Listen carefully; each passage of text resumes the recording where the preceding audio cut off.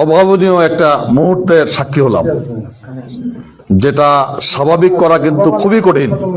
মুখ দিয়ে অনেক কিছু বলা যায়, কিন্তু ত্যাগটা করা কিন্তু অনেক কঠিন ব্যাপার।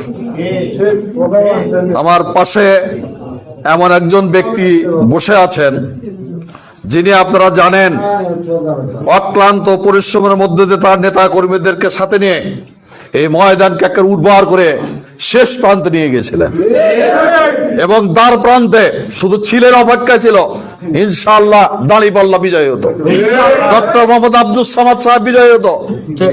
সেই জায়গা থেকে কেন্দ্রীয় সিদ্ধান্তকে সম্মান জানিয়ে উনি ত্যাগ করে এখানে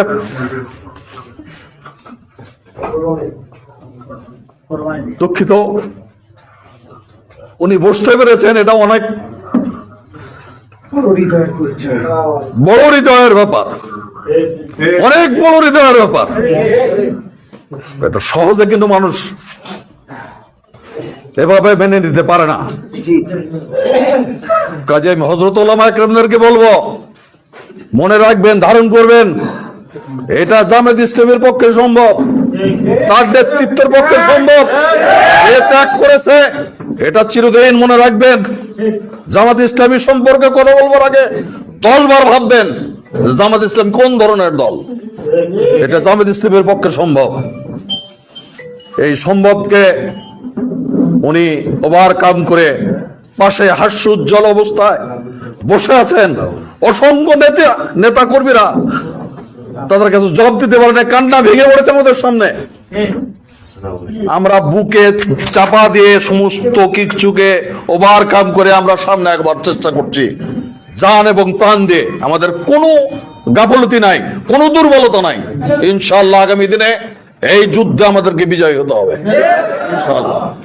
এই যুদ্ধ শুধু জামাত ইসলামীর নয়, অনেকেই বলেছেন সকলের ঐক্যবদ্ধ সম্মান এবং মর্যাদা এবং বিজয়ের ব্যাপার। কাজে আমরা জাতীয় স্বার্থকে কখনই আমরা ভুলুণ্ঠিত করতে পারি না। ব্যক্তি স্বার্থের চেয়ে জাতীয় স্বার্থ অনেক অনেক বড়। সেই স্বার্থকে আমরা ধারণ করি, বহন করি। পরিশেষে এতটুকু বলবো আমাদের নেতৃবৃন্দর কাছে, সকল নেতৃবৃন্দর কাছে, এবং এখানে বর্তমান যে রিকশার প্রতীকে প্রতিদ্বন্দ্বিতা করছেন 10 দলীয় জোটের প্রার্থী জনাব মুফতি আব্দুর রউফ সাহেবের কাছে সহ, সুযোগ থাকলেই যেখানে বলবার বলবেন।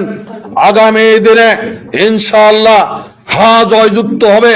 হা জয়যুক্তর মধ্য দিয়ে উচ্চ কক্ষ প্রতিষ্ঠিত হবে। সেই উচ্চ কক্ষে ডক্টর মোহাম্মদ আব্দুস সামাদকে আমরা দেখতে চাই।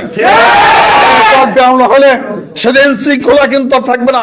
শৃঙ্খল যদি কোন শৃঙ্খল যাতে যদি বিশৃঙ্খল হয়, সেটাকে কিন্তু কেউ রক্ষা করতে পারে না, রাখবেন। এই জন্য আমি বলবো আপনাদের মাধ্যমে জেলা জামাতকে এবং অ্যাসিস্ট্যান্ট সেক্রেটারিকে সকলকে জানা দিবেন। এটা যদি ব্যত্যয় ঘটে, সেদিন কিন্তু আমরা বসে থাকবো না।